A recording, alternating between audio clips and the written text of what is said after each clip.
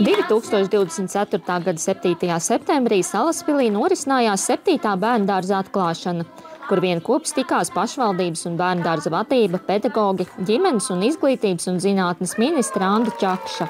Šīs bērndārs ir unikāls ar katrai grupiņai atsevišķu ieeju, koplietošanas telpu, dabisko apgaismojumu, sajūtu gaisa ziņā, ka jūs būtu svaigā gaisā. Tas ļoti daudz tādu neaprakstām, ļoti labi sajūtu. Es zinu, ka ir gājis ar lielām grūtībām šī projekta attīstība, bet paldies pašvaldībai, ka viņi ir visu šo ceļu izgājusi.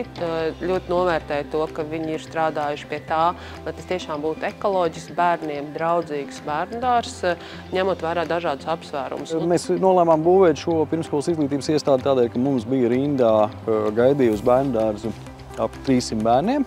Un šajā brīdī to nevarēja nodrošināt pirms vairākiem gadiem.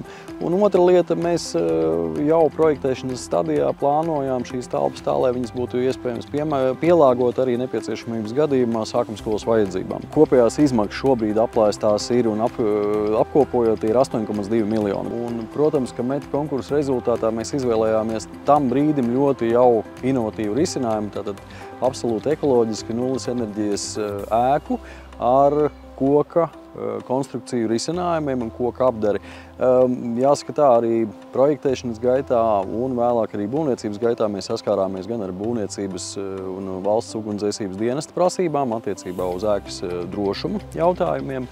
Un tas prasīja arī lielu darbu no VUKT puses, jo beigās tika atrasti tie risinājumi, lai šādu publisko ēku, kas ir domāta lietošanai tātad gan bērniem, gan, protams, iedzīvotājiem, varētu izveidot tieši no koka materiāliem. Ēkā ir vieta 12 grupām. Decentralizēta piekļuves sistēma nodrošina ērtu ikdienas loģistiku, it sevišķi aktīvajās bērnu atvešanas un paņemšanas stundās. Savukārt ēkas vidū ir universāli transformējama lieltelpa, dzīvojamā istaba un ēkas centrs. Šī iestāde tas ir tiešām ļoti liels ieguldījums mūsu bērnos un arī bērnu nākotnē.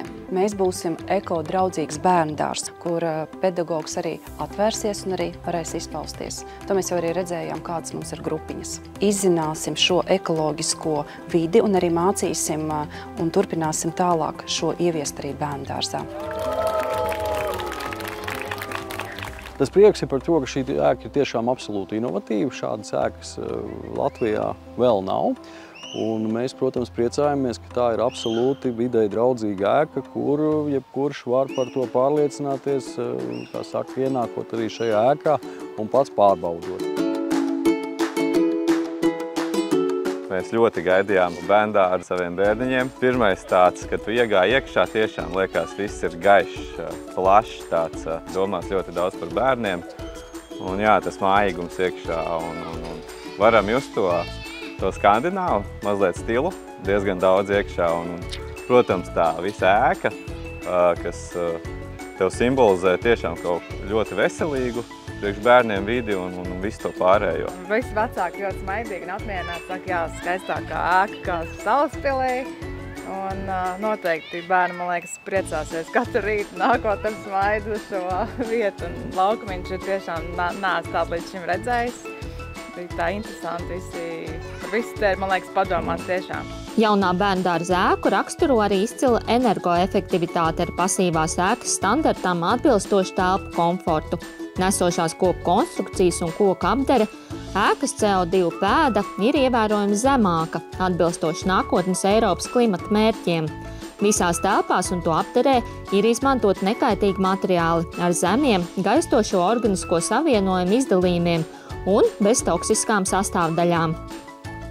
Šī ir koka būve, kas tiešām ļauj arī citādāk paskatīties uz lietām, uz vietām, uz to, kā mēs varam videi draudzīgāk veidot savu sabiedrisko telpu gan citām pašvaldībām, gan valstī kopumā. Es novēlētu bērnu vecākiem, lai sadarbojas ar savu bērnu dārzu un atbalsta savus bērnus pirmajās mācības soļos, bet bērniem es novēlu tiešām rotaļāties, izbaudīt šīs telpas un iemīlēt mācīšanās procesu.